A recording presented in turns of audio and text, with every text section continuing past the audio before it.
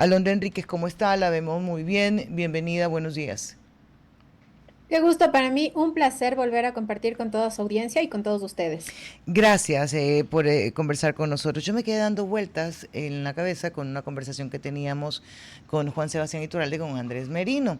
Y la palabra de despegue para esta comunicación es la percepción y las redes sociales. Se percibe diferente en las redes sociales que, por ejemplo, en un canal tradicional de noticias, lo percibe diferente la gente. Por supuesto, hoy, gracias a la digitalidad, lo que tenemos es que las noticias suceden minuto a minuto, segundo a segundo. Eso marca una tendencia diferencial en cómo se acoge y cómo se recepta principalmente las noticias.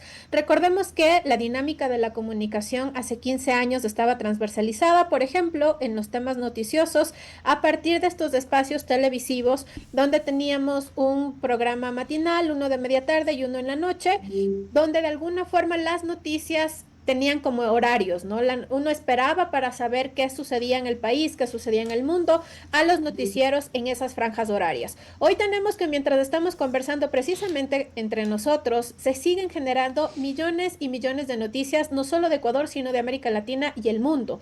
Todo se puede convertir en una noticia de manera inmediata y eso genera además que la percepción sea muy volátil, es Ahora, decir, Sí, puede ser cambiante y muy inmediata, ¿no? Alondra, ¿consideras que la percepción varía de acuerdo a la plataforma? A lo mejor estoy equivocada. Siento que en X la gente es como más seria, más conocedora de los o temas, no. o finge serlo, porque se ponen títulos. Creo que en TikTok la gente está más relax, así más otra predisposición, y en Facebook. Y depende de la plataforma para que la percepción sea distinta. De una misma noticia, ojo.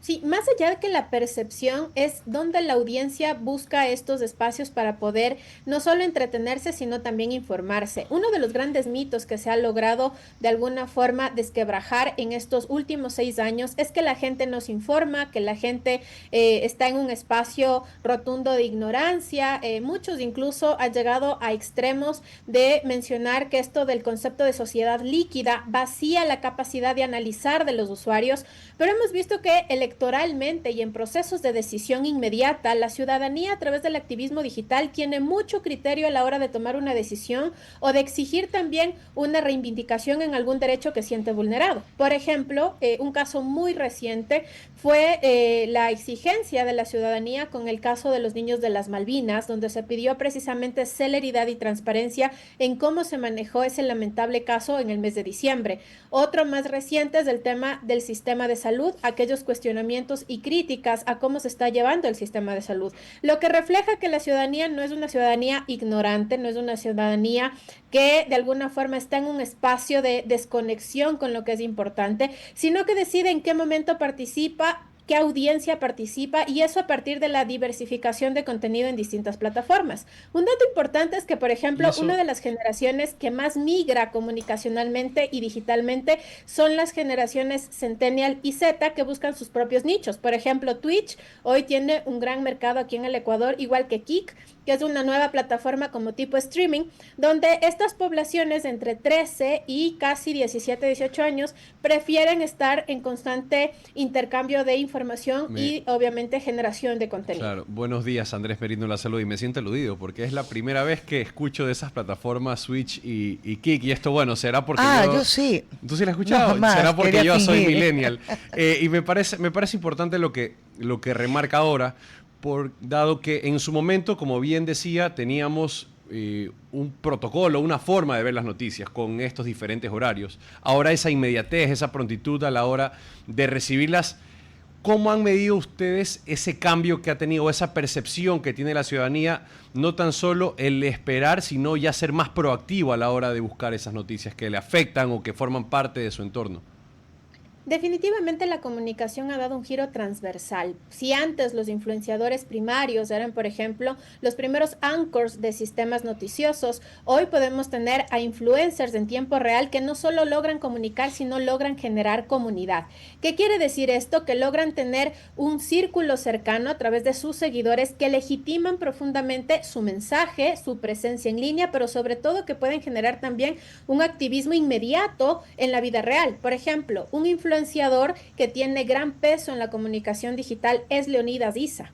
Y Leonidas Issa es un actor de base popular con un proceso político, digamos, un poco más tradicional, pero que logró conectar muy bien en las elecciones 2025 con un público objetivo y que a partir de esa conexión, las noticias que se generan desde el movimiento indígena no necesitan, por ejemplo, la palestra de los espacios televisivos o los periódicos. Ajá. Han logrado consolidar, por ejemplo, su propia incidencia comunicacional desde sus organizaciones. Recuerden ustedes el fenómeno de octubre del 2019 y el fenómeno de julio del 2022. Todos estábamos casi 6 días en encierro por las movilizaciones de julio del 2022 y el único espacio donde nos informábamos en tiempo real era precisamente las cuentas Claro. de la CONAIE y de Pachacutic. ¿Cuántas visualizaciones durante la movilización de julio del 2022 tenían esas cuentas por encima de los 8 millones? Es Sí. decir, todo lo que se transmitía ahí sopesaba de manera inmediata al noticiero de las 7 de la noche, donde Claro. más tarde se podían dar en la noticia. Sí, y ahí yo quiero abrir un paréntesis, sobre todo refiriéndome a las épocas de campaña. Ahora que hace alocución a lo que ocurría en esos momentos con el levantamiento indígena, caso Herbas. Fue pues un boom mediático porque empezó a utilizar o puso sobre la mesa, pateó el tablero con el TikTok, con el Instagram, entre otras herramientas. Hoy en día, ¿cuál es la profundidad que tienen estas diferentes herramientas digitales para poder marcar una campaña u otra? Y si es verdad que esto ya ha empezado a desplazar o ya tiene un porcentaje muy representativo respecto a los métodos tradicionales de hacer campañas políticas.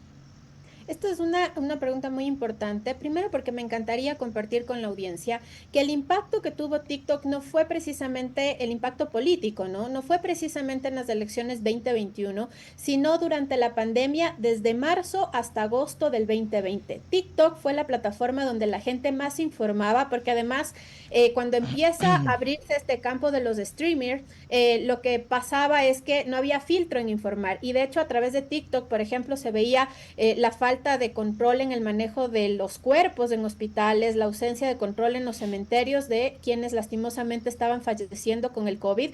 También se informaba sobre innumerables fake news del efecto que podía o no podía tener el COVID. Entonces fue la red social de mayor crecimiento. Pasó de tener 3 millones de usuarios a casi 8 millones solo de marzo a agosto del 2020. Entonces la pandemia, además del encierro y por el formato que TikTok en ese entonces presentaba, que era este formato un poco más de trendings, bailes y otro tipo de características de contenido, le permitió crecer y tener esta versatilidad informativa, política y sobre todo inmediata en información. Alondra, Ahora, ¿sí? ¿a quién, para aprovecharte un poquito que ya se nos va el tiempo, un poquito más, Alondra, ¿a quién le sugerirías que quizás cambie un poco la comunicación en redes porque ya no pega, porque ya no gusta? Ya es cansino. Ya, la misma historia, cariño, ya no me impresionas. A ver, lo que nosotros hemos visto es que hoy hay múltiples plataformas que permiten sobre todo generar comunicación de forma directa, pero una comunicación de causas. Mucho se banaliza esto del trending, por ejemplo. Los políticos son los primeros, y ahí voy respondiendo también la parte 2 de la pregunta que quedó en el aire, y es que son los primeros muchas de las veces en prestarse una ridiculización a partir de generar un posicionamiento. Porque uno de los grandes mitos del marketing digital es que ninguna publicidad es mala, ¿no? Siempre y cuando tengas visualizaciones, estés viralizado, va a haber un efecto para ir positivo, al menos de reconocimiento. Y es mucho más rápido el reconocimiento a partir de este tipo de estrategias no muy óptimas que con el tema tradicional de la política, ¿no? Este puerta a puerta, el recorrido en territorio, tal vez ir a las radios locales. Un TikTok viral puede darte un alcance no solo en tu territorio, sino a nivel nacional, como por ejemplo fue el caso de la famosa frase de Yacu Pérez en el debate del 2023 de saca tus 2 legionarios, vamos y nos tomamos un misquitullito, que le logró obviamente no solo una exposición nacional, sino incluso internacional. Ahora, dentro de la comunicación actual, por ejemplo, hay que rescatar la forma en cómo actores como Pavel Muñoz, Paola Pavón, Marcela Guiniaga han usado la herramienta de TikTok para informar. Y cada uno tiene muy clara la estrategia comunicacional. Si uno va a la cuenta de Paola Pavón, ella informa desde su gestión vinculado a temas de género, principalmente protección de mujeres.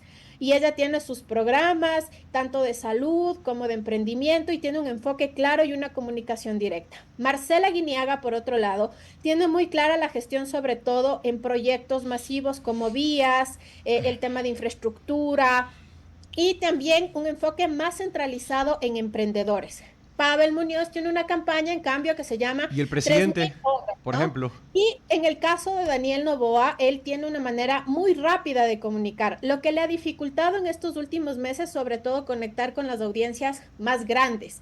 Los videos de 15 o 30 segundos escalan muy bien con narrativas inmediatas en el público millennial y centennial. Incluso el Z es uno de sus públicos de mayor seguimiento. El presidente es de los únicos políticos en el Ecuador que tiene una audiencia de 11 a 17 años. Es decir, la gente más joven lo ve y se informa y está al pendiente de lo que el presidente está diciendo. Su debilidad es con este público baby boomer, que necesita otro tipo de comunicación y más celeridad en la gestión, que es algo que en algunas ocasiones se le ha llamado a la reflexión a su equipo comunicacional, y sin embargo hemos visto que a partir del boom electoral del 2021 hay varios actores que hoy utilizan plataformas digitales para definir su estrategia comunicacional y evidenciar su rol de gestión.